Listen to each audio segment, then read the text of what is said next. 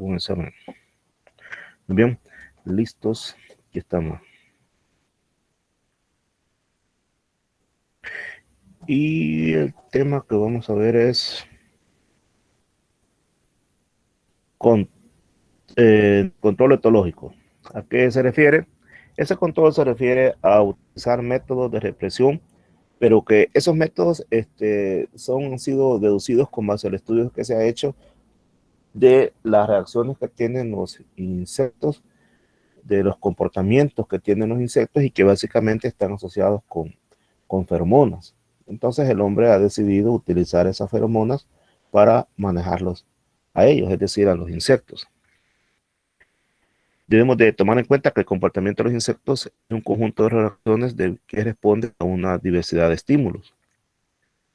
En otras palabras, los mecanismos de comunicación entre individuos de la misma especie se dan básicamente por la acción de feromonas. Nosotros utilizamos el lenguaje de ellos son las feromonas.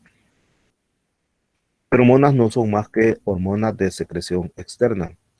Recordemos que todos los seres vivos producimos hormonas, seres vivos superiores, producimos hormonas, tanto de secreción interna como de secreción externa. Entonces, para diferenciar a las externas de las internas, a las externas se les dice feromonas. Las externas permiten ser captadas por otro individuo de la misma especie. Los humanos ya perdimos esa capacidad. La tuvimos hace miles de años, pero ya la perdimos. En cambio, en los animales sí existe todavía esa capacidad de comunicarse por medio de feromonas. En sí, las feromonas son secretadas por un individuo y son percibidas por otro individuo, obviamente de la misma especie. Y entonces esta reacciona. Puede ser un olor o puede ser cualquier, más que todo olores, los detectan con las antenas y ellos reaccionan con un comportamiento específico y fijo, es decir, respondiendo a ese tipo de estimulación. Los insectos emiten diferentes tipos de feromonas, no solamente un tipo. Entonces, dependiendo del tipo de feromona, así va a ser el comportamiento que va a dar el organismo. Por eso se dice que es específico y es fijo. Por ejemplo, si es de carácter sexual, entonces responde el individuo al llamado del apareo. Los mensajes que se envían y que se reciben pueden ser de atracción sexual, que es el más común, y eso lo vemos bien seguido nosotros con los perros. De repente anda un montón de perros en las calles tras una perra, entonces esa es de atracción sexual. Las gatos también. También hay de alarma, hay de agregamiento, perdón, hay de orientación y de otras tantos más. Las feromonas de alarma se les conoce como el olor del miedo. En este caso lo vemos bien frecuente en las abejas, en las hormigas. Entonces, cuando hay algún peligro, cuando ellas se ven atacadas o perciben algún peligro, emiten esas feromonas y entonces todas saben que están recibiendo un mensaje de alarma y deben de atacar. Entonces, frente al miedo, atacan. ¿Verdad? Esa es la respuesta, ese es lo que dice acá de comportamiento específico y fijo. Es decir, si es del miedo, entonces saben que tienen que atacar. Es un comportamiento específico y fijo que no van a hacer otra cosa más que eso. También hay otras que marcan territorio, pues no son popos, es bien notorio. Por eso a veces nos dicen que una manera de combatir las zompoperas es echarles alrededor zompopera de otra, pero que estén lejanas, ¿verdad? Eso los trastorna. Y entonces ellas se sienten que van a ser invadidas o que están siendo invadidas, entonces prefieren alejarse del lugar y trabajar por otro lado. Así que las zompopos marcan territorio. Igual lo hacen los perros, los gatos y todos los felinos. Cuando andan orinando, si usted tiene perro, se fija que ese es el problema de tener a veces machos. Aquí tengo un perro que por donde quieran orinar. Entonces, andan marcando territorio y nomás salen a la calle, lo primero que hacen es ir a orinar, ¿verdad? Ahí y después huelen y andan oliendo para ver si otro no ha marcado. Entonces, son instintos. Igual sucede con los insectos. También hay otras que se llaman feromonas de agregación o de congregación. Estas se utilizan para agregar a otros miembros, pero que son de la misma, obviamente de la misma especie. Por ejemplo, cuando el Antonomus grandis, que es el picudo del algodón, ese se caracteriza, es bien complicado, porque cuando él se encuentra comida, empieza a soltar feromonas y les dice a los demás, vengan que aquí hay comida. Entonces esas plagas son bien difíciles de manejar, porque cuando un explorador llega, le avisa a los demás, hey, déjense venir que hay de todo. Entonces son feromonas de agregación o de congregación que también pueden ser debidas también cuando van a ver apareos, también sirven para eso, para aparearse. Y están las de atracción sexual, que son las más conocidas. En este caso, generalmente es la hembra la que las emite y el macho es el que las detecta. Obviamente tiene que ser de la misma especie, ¿no? Así es que el control ecológico se aprovecha de todos esos conocimientos, de conocer las reacciones de los insectos, y a partir de ello, pues se han establecido mecanismos de manejo. ¿Cuáles son esos mecanismos? ¿O cómo se usan las feromonas? Bien, en el laboratorio se pueden producir, porque lo que se han hecho los científicos, lo que han hecho es obtener esas feromonas, descubrir sus procesos bioquímicos y a partir de ellos sintetizarlas. Y entonces en el laboratorio se elaboran de manera sintética y luego se colocan en trampas. Entonces, las aplicaciones de control ecológico entonces incluyen atrayentes en trampas, cebos, repelentes, inhibidores de alimentación. También pueden haber las feromonas sexuales, y hay que hablar sobre eso, que generalmente solo las hembras son las que producen feromonas y que actualmente se están desarrollando inhibidores específicos para controlar la producción de hormonas en las hembras, de feromonas en las hembras. Es decir, para que la hembra no sea capaz de producir feromonas. Pero también se está investigando mecanismos que permitan bloquear a los machos de manera tal que ellos, aunque la hembra libere la feromona, ellos no la puedan detectar. Se trabaja en eso, ¿no? Probablemente ya hayan avances, pero el detalle de esto es que serían químicos, sustancias químicas que se desprenderían en el ambiente para lograr esos objetivos. Entonces ahí habría una dificultad. Eh, Hay una estrategia que se conoce como de la confusión, y entonces se emplean fundamentalmente dos métodos para lograr esto. Pero aquí tengo un error, lo voy a corregir en este momento. Por favor, en un segundo, aquí está una mayúscula y no debería de estar. Bueno, este, para esto, pues, se puede hacer un trampeo masivo y la confusión propiamente. Vean que la estrategia se llama de la confusión. Entonces, el trampeo masivo, como su nombre lo dice, consiste en poner un montón de trampas. Y en cada trampa, pues, se deposita la feromona. Así es que los machos captan esta señal química e inmediatamente caen en la trampa. El macho cree que la hembra está acá y lo está llamando. Entonces el macho sale abusado, llega donde está y ya no puede salir. Entonces se ponen un montón de trampas con ese propósito. Para que sea efectivo tiene que ponerse un montón. El de la confusión, que consiste en dispersar feromonas en el campo. Se dispersan por todos lados.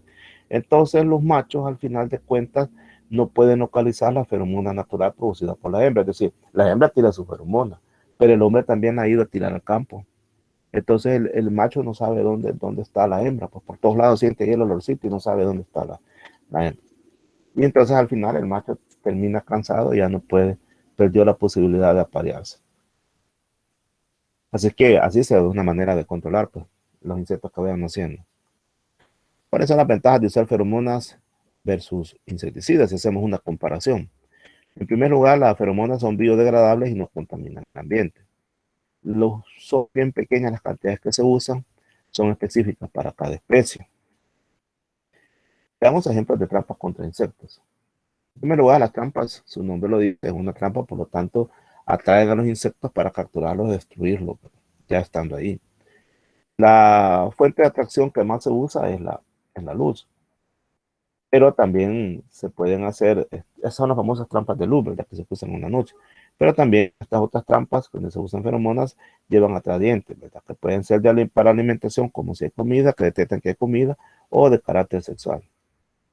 Los atrayentes de alimentación, en realidad no es que sean sustancias nutritivas, sino que son sustancias que llevan olores de flores o de miel o de fermentación para que el insecto crea que es alimento y llegue ahí. Los atrayentes sexuales, como su nombre lo dice, es para confundir, ¿verdad? Para que el macho llegue y crea que es la hembra la que está allí.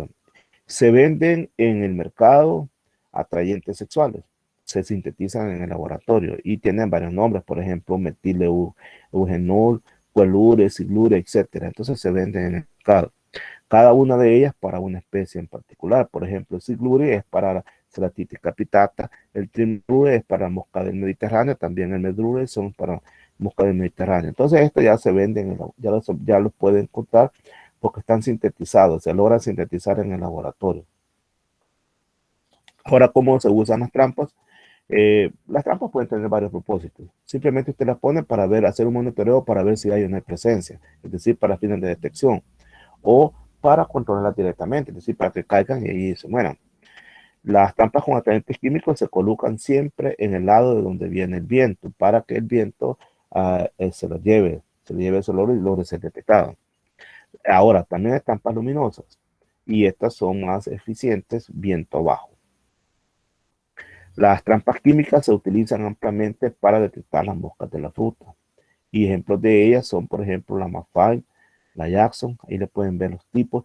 Miren, en El Salvador no se ocupan trampas así. Aquí lo que hacemos es, y es bueno lo que se hace, es excelente lo que se hace porque es una manera de reciclar las botellas de gaseosa.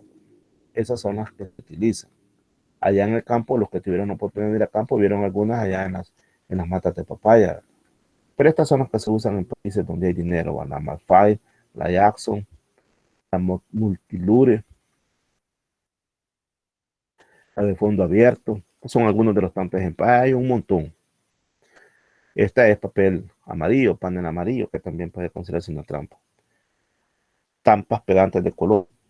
Son los que vimos anteriormente, ¿verdad? Y les decía que los colores varían para cada insecto. Por ejemplo, a los áfidos les gusta más el amarillo intenso. También a las moscas minadoras. El rojo le gusta a los escarabajos de la corteza y así sucesivamente. Por eso es que vemos diferentes tipos de colores de trampas. Las trampas luminosas, en este caso, el atrayente puede ser un foco de filamento de tungsteno, es decir, un foco común y corriente, un tubo fluorescente, pueden ser incluso también de luz ultravioleta o simplemente un candil.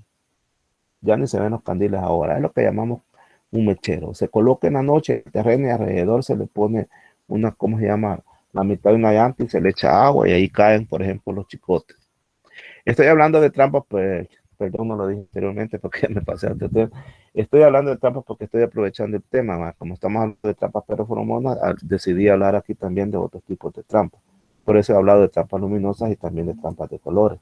No dije anteriormente, disculpe. Pero bien, seguimos. Y les puedo decir que el sistema de captura de estos insectos tiene que tener una superficie de impacto, un embudo, un recipiente donde caen los insectos. Miren, dicho en palabras de buen salvadoreño, la superficie de impacto es fácilmente una llanta, la cortas a la mitad, como decía anteriormente, le echas agua y pones el candil en medio.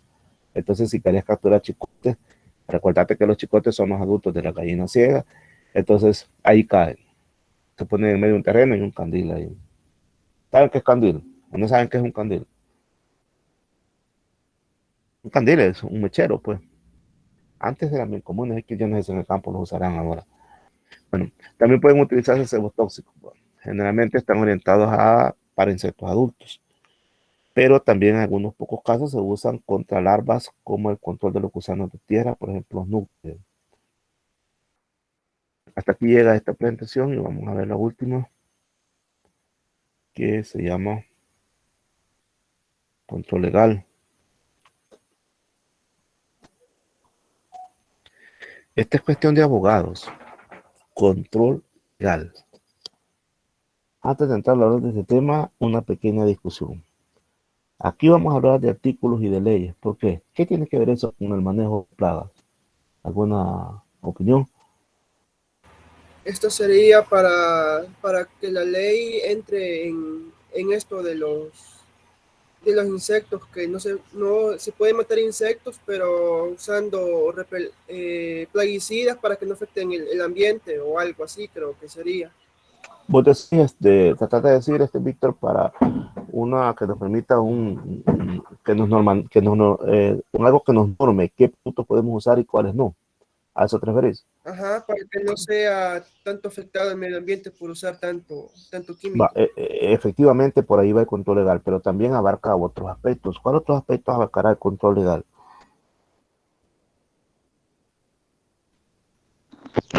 Buenos días, licenciado. Buenos días. Yo creo que también está enfocado en cuanto a lo que es el control legal. Bueno, más que todo en algunos países tienen bien digamos, bueno, hay bastantes normas donde restringen qué tipo de plantas o tipos de semillas, digamos, entran, porque muchas veces ahí van ya digamos, las plagas, ¿va? Entonces muchas veces eso también tiene un control que restringe en los países. Exactamente. Por ejemplo, los Estados Unidos es bien estricto en ese sentido, ¿verdad? No te dejan entrar cualquier cosa. Entonces, justamente por ahí va esto, el control legal. Y por eso quise abrir un punto de la discusión para que le demos un poco de sabor a este tema, porque puede resultar un poco aburrido, pero ya con lo que hemos planteado ya nos ubicamos de que esto básicamente a través de las leyes también se ayuda al manejo de las plagas. Veamos entonces. Consiste el control legal en las disposiciones obligatorias que da el gobierno y tienen un propósito: impedir el ingreso al país de plagas o enfermedades, impedir o retardar su propagación o dispersión dentro del país, dificultar su proliferación, determinar su erradicación, limitar su desarrollo mediante la reglamentación del cultivo. Entonces, estas son disposiciones que en un estado, en todos los países existen y llevan ese propósito. Porque importamos muchos productos y en esos productos se nos pueden venir plagas que nos pueden causar hasta hambrunas.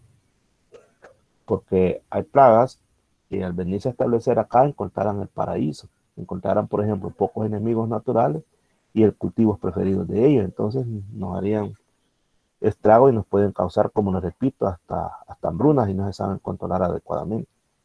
Bien. Entonces, en el control legal también se incluyen aquellas disposiciones que regulan la comercialización y el uso de los productos químicos, es decir, de los pesticidas. ¿Cuáles son las actividades del control legal? Es decir, cuáles son los instrumentos a través de los cuales se manifiesta el control legal. Por ejemplo, los establecimientos de cuarentenas, de inspecciones en las fronteras, de procesos de erradicación de plagas, de reglamentación de cultivos. Por ejemplo, la caña tiene una reglamentación. ¿Verdad que sí?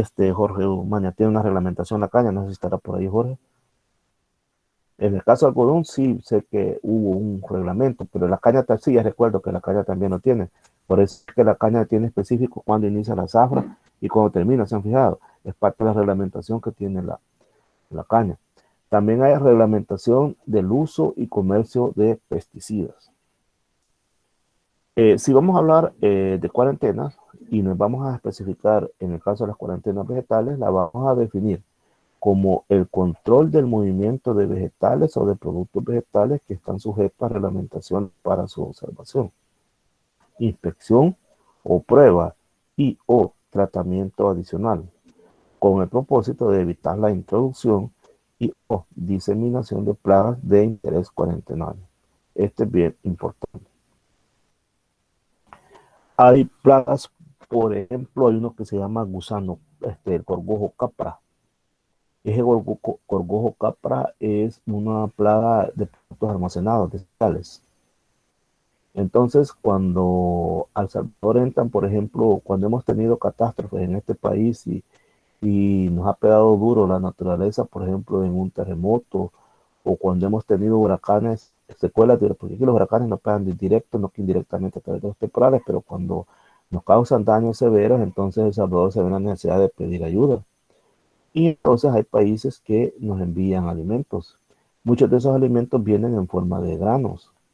Cuando esos alimentos en forma de grano vienen del lado de Asia, se tiene mucho cuidado a la hora de recibirlo. Porque en esos lugares, también en África, existe un gorgojo que se llama el capra, que les mencioné anteriormente. Ese capra es de lo más peligroso que puede haber. Y si se llegara a establecer aquí en el país, nos hiciera verilla. Entonces, cuando se importan granos de otros países, particularmente los provenientes de Asia, de Australia, de África, entonces pasan por una gran revisión antes de ser entrados al país, antes de ser bajados de los barcos, porque pueden venir esos gorgojos. Y si se detectan, incluso se puede entrar en cuarentenas vegetales. Es decir, no dejar entrar productos de cierto país durante cierto tiempo. Y en ese sentido, la cuarentena hay diferentes tipos. Hay una cuarentena que se conoce como externa y es la que establece un conjunto de medidas técnicas que se toman para impedir o para evitar la entrada de una plaga cuarentenaria a un país. Es decir, de repente imagínense que nosotros importamos bananos y cítricos de Honduras. Supóngase que de repente aparece un nemato bien peligroso o qué sé yo, una plaga bien peligrosa en el banano de Honduras. Entonces El Salvador inmediatamente tendría que decretar cuarentena externa. Y en ese sentido se prohíbe totalmente la importación de banano de Honduras. Pudiera ser de naranja, pudiera ser de aguacate de Guatemala o de México, no sé, cualquier plaga que aparezca allí y que no la tenemos nosotros, porque eso es muy fundamental, son plagas exóticas que no las tendríamos nosotros y que son de grave peligro, entonces se decreta cuarentena. Eso indica que está prohibida la importación de esos productos agropecuarios porque se ha detectado que tienen, ¿cómo se llama?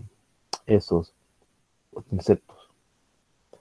Recientemente acá en El Salvador se ha decretado una cuarentena, pero no en la parte vegetal, sino que en la parte animal. No sé si se han dado cuenta que República Dominicana nos ha abastecido durante mucho tiempo con carne de cerdo.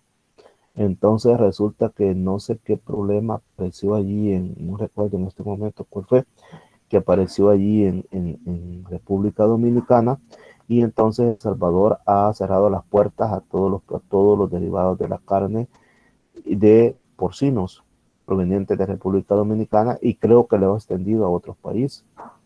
De manera tal que ahorita los precios del cerdo se han disparado y los porcicultores están muy contentos porque ahorita pues están obteniendo ganancias porque El Salvador no está comprando carne de cerdo, solamente estamos consumiendo carne de cerdo local porque estamos en cuarentena.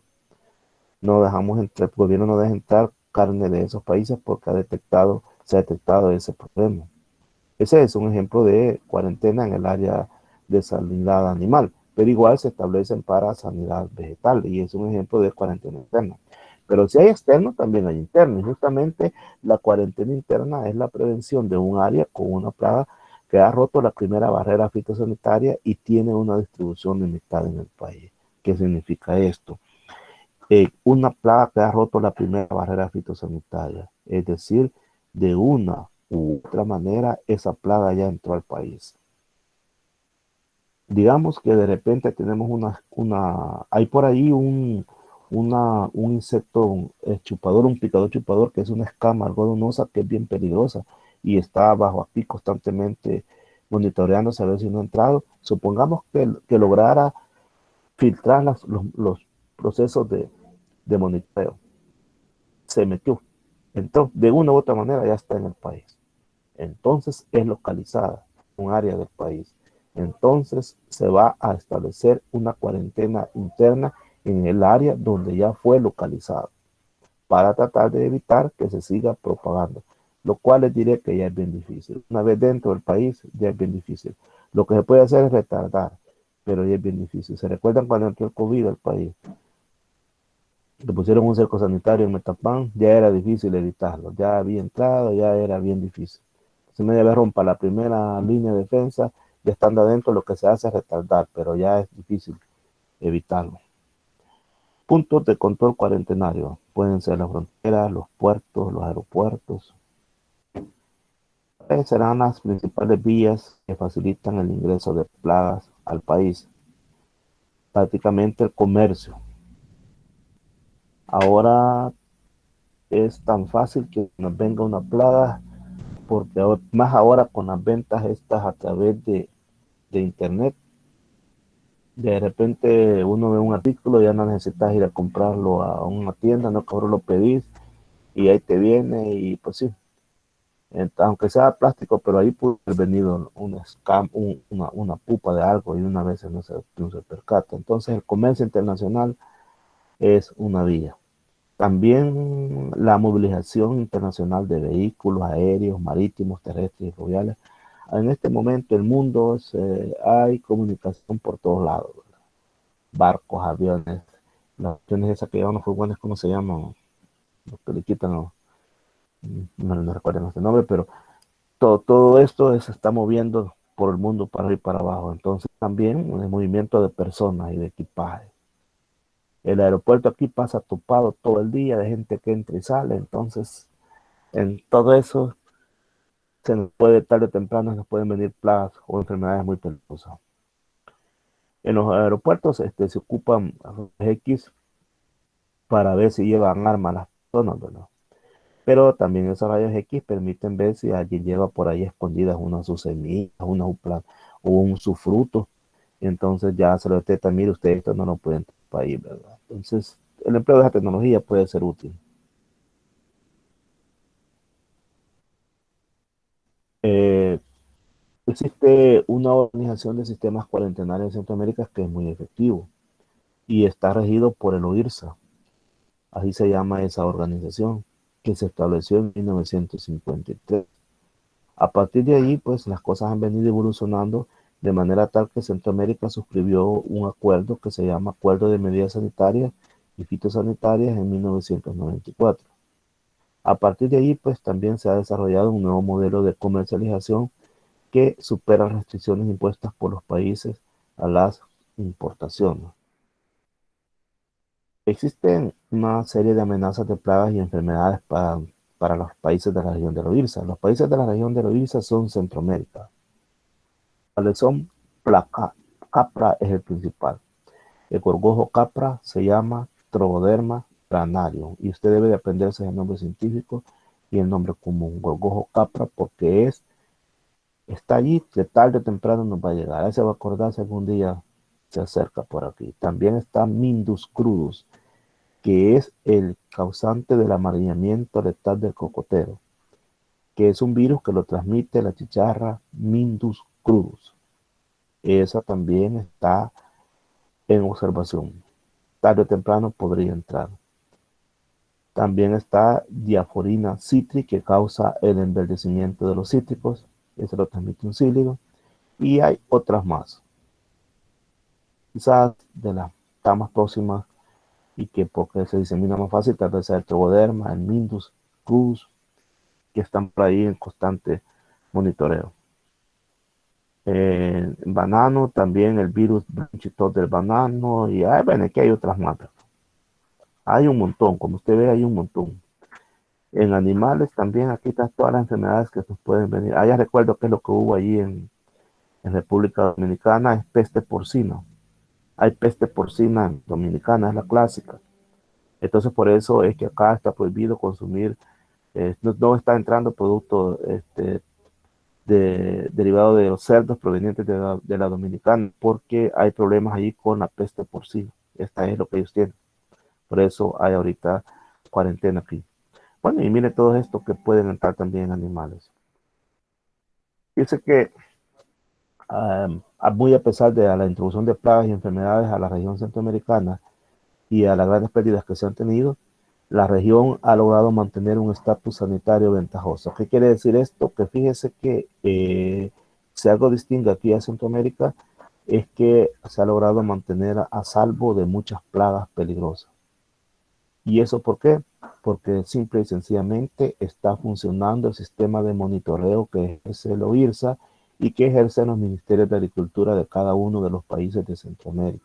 Hay una buena coordinación entre los ministerios de Agricultura y entre el OIRSA, de manera tal que la región de Centroamérica pues no se ve afectada como otras regiones pobres del mundo. Recuerden que nosotros somos de las regiones pobres del mundo, entonces hay otras regiones pobres del mundo en donde las cosas no funcionan tan bien. Por ejemplo, estamos hablando de África, estamos hablando de los países pobres de Asia, entonces ahí sí hay serios problemas, ¿verdad?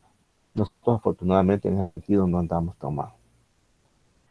Es que Centroamérica esté libre de grandes problemas de plagas y enfermedades que limiten el comercio de productos agropecuarios y sus derivados, tanto de los países de la región como con terceros mercados, de manera tal que se mantiene un estado sanitario similar, con excepción de un limitado número de plagas y enfermedades de importancia cuarentenaria entre los países.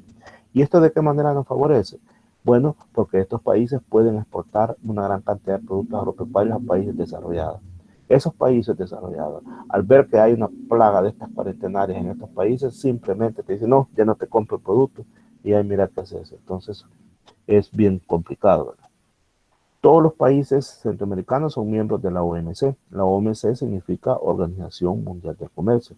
Entonces, como somos parte de la OMC, respondemos a los mismos principios establecidos en el ámbito internacional. Y dentro de esos principios está que los productos que se importan, que se exportan, deben de estar libres de plagas y patógenos.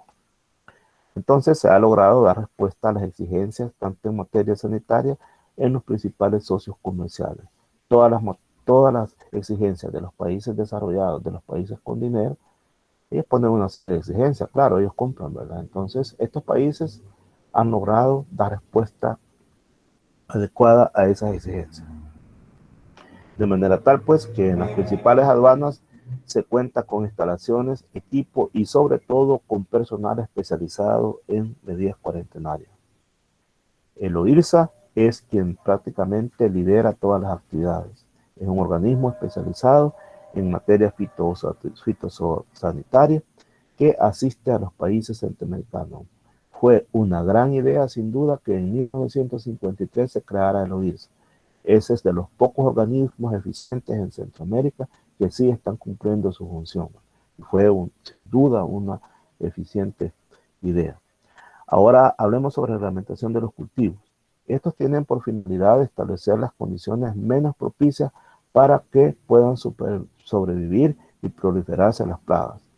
En ese sentido, considera una serie de medidas culturales y también de control que tienen que cumplirse de manera obligatoria en todo un valle o una región para de esa manera obtener el máximo beneficio. Un ejemplo de ello son las reglamentaciones de pesticidas. Los pesticidas o plaguicidas, si usted lo quiere llamar así, de hecho pesticidas no es correcto porque es un anglicismo, entonces es mejor decir plaguicidas. Estos se encuentran reglamentados en lo que respecta a su comercialización y utilización. Puntos suspensivos, interrogación, le puse ahí y lo hago con un propósito. Esta es una gran casaca. Si bien es cierto que se encuentran reglamentados en lo que respecta a su comercialización y utilización, pero no respetamos ni desde más chiquito hasta más grande, no respetamos nada de eso. De hecho, aquí se utilizan productos químicos que deberían de estar prohibidos. Además, a la hora de nosotros de utilizarlos, no nos regimos bajo las indicaciones que están en la viñeta. Todo eso está reglamentado, pero a la hora de las horas no lo cumplimos. Bien, aquí entonces terminamos las actividades de esta mañana. Ha sido algo agotadora porque se han desarrollado varios temas. Sucede siempre lo mismo, bueno, cuando ya estamos a final del ciclo, entonces suceden estas cosas. Pero falta nada más que ver y finalizo ya mi actividad en esta materia porque después van ustedes con sus exposiciones hablando de eso. Espero que lleven adelantado ya su documento. Hay algunos que ya me lo enviaron para revisar, otros ni siquiera lo han iniciado, pues cada quien, ¿verdad? ¿Cómo se llama? La presentación, o sea, que haga una buena presentación y que estén preparados para la defensa también de la corrección entomológica y presenten una buena corrección entomológica. Ya estamos finalizando el ciclo, así es que vaya pensando ya en esto. Ya estamos finalizando el ciclo. De hecho, mi participación llega hasta la otra semana.